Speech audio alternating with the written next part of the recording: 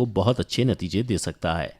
Alcohol के seven से एक नहीं कई नुकसान हैं, जैसे लीवर में इन्फेक्शन, हार्ट अटैक, ब्रेन से संबंधित बीमारियां और मोटापा तो है ही।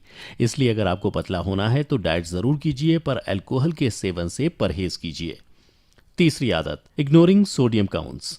अधिकतर लोग स्लिम और फिट रहने के चक्कर में सोडियम इंटेक को नज़रअंदाज कर देते हैं। उन्हें ये बेसिक चीज़ पता नहीं होती कि पैकेज फूड में हद से ज़्यादा नमक का इस्तेमाल होता है। सिर्फ पैकेज फूड ही नहीं, कैन फूड, प्रोसेस फूड, सभी में नमक को ज़रूरत से ज़्यादा मिलाया जाता है। इसका एक कारण तो टेस्ट है, दूसरा प्रिजर्वेशन। चिप्स के एक पैकेट में आपको पूरे दिन के शरीर के जितना सोडियम रहता है और आप एक बार में खा जाते हैं। इसलिए कोई भी पैकेज फूड, कैन फूड या प्रोसेस फूड को खाने से पहले पैकेट में लिखे हुए सोडियम काउंट को चेक कीजिए। रोजाना आपकी डाइट में 1500 मिलीग्राम से 2300 मिलीग्राम सोडियम की उपस्थिति सही मानी जाती है, तो इस काउंट को अपने दिमाग में बिठा लीजिए। चौथी आदत, स्टेइंग हंग्री। लंबे समय तक भूखे रहना सेहत की कई समस्याओं को जन्म देता है। इससे शरीर में पोषण की कमी होने के साथ कमजोरी भी महसूस होती है। डॉक्टर्स के अनुसार अधिक समय तक भूखे रहने के बाद आप एक साथ अत्यधिक भोजन करते हैं, जिसके कारण डाइजेशन में दिक्कत होती है, और ऐसा होने पर बिना पचा हुआ भोजन वसा के रूप में पेट में जमा होता है और मोटापा बढ़ता है। इसके अलावा इससे शरीर में ब्लड शुगर की मात्रा कम होने की संभावना बढ़ जाती है। साथ ही ब्रेन को भी ग्लूकोज की सही मात्रा नहीं मिल पाती। इसके लिए हमेशा समय पर भोजन करने का प्रयास करें या फिर कुछ ना कुछ खाते रहें। पांचवी आदत, ऑर्डरिंग कॉम्बो मील। जी हाँ दोस्तों, एक साथ कई प्रकार के खानों को अपने भोजन में शामिल करना, ये भी आपकी निकली हुई तोंद के लिए जिम्मेदार है। अधिकतर समय हम अपनी प्लेट को पूरा भरने की कोशिश करते हैं और उसी कोशिश में अलग अलग पकवानों से पूरे प्लेट को भर देते हैं, जिसका नतीजा ये होता है कि आप अपनी सेहत की ज़रूरत से ज़्यादा भोजन करते हैं और मोटापे को बुलावा देते हैं। इसलिए एक साथ अलग अलग पकवान को नहीं, बल्कि प्रोटीन, विटामिन्स, न्यूट्रिएंट्स और कार्ब्स के पोषण पर ध्यान रखिए। साथ ही आनंद लेकर खाइए। इससे मोटापे से जल्द पीछा छूटेगा और आप पतले भी दिखने लगेंगे।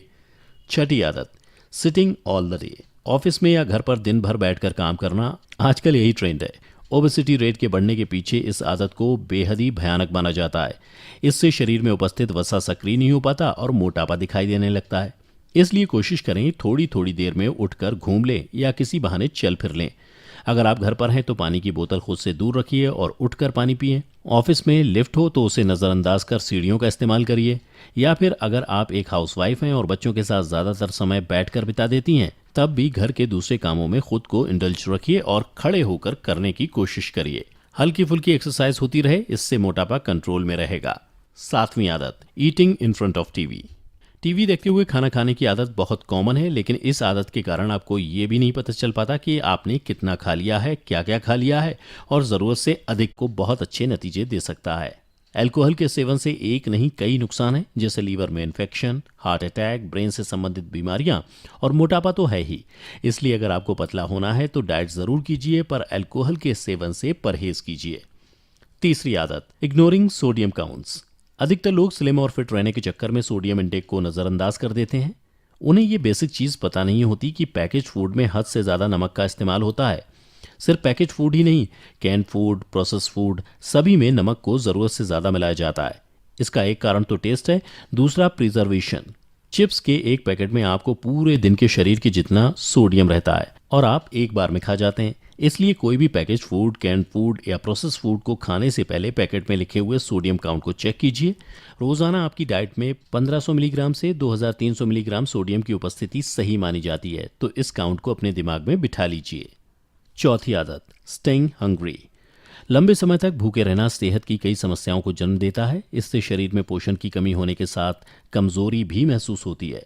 डॉक्टर्स के अनुसार अधिक समय तक भूखे रहने के बाद आप एक साथ अत्यधिक भोजन करते हैं, जिसके कारण डाइजेशन में दिक्कत होती है, और ऐसा होने पर बिना पचा हुआ भोजन वसा के रूप में पेट में जमा होता है और मोटापा बढ़ता है।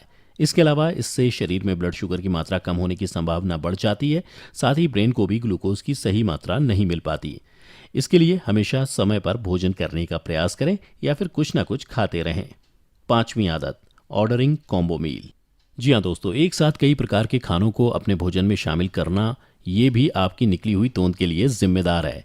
अधिकतर समय हम अपनी प्लेट को पूरा भरने की कोशिश करते हैं और उसी कोशिश में अलग अलग पकवानों से पूरे प्लेट को भर देते हैं, जिसका नतीजा ये होता है कि आप अपनी सेहत की ज़रूरत से ज़्यादा भोजन करते हैं और मोटापे को बुलावा देते हैं। इसलिए एक साथ अलग अलग पकवान को नहीं बल्कि प्रोटीन, विटामिन्स, न्यूट्रिएंट्स और कार्ब्स के पोर्शन पर ध्यान रखिए। साथ ही आनंद लेकर खाइए। इससे मोटापे से जल्द पीछा छूटेगा और आप पतले भी दिखने लगेंगे।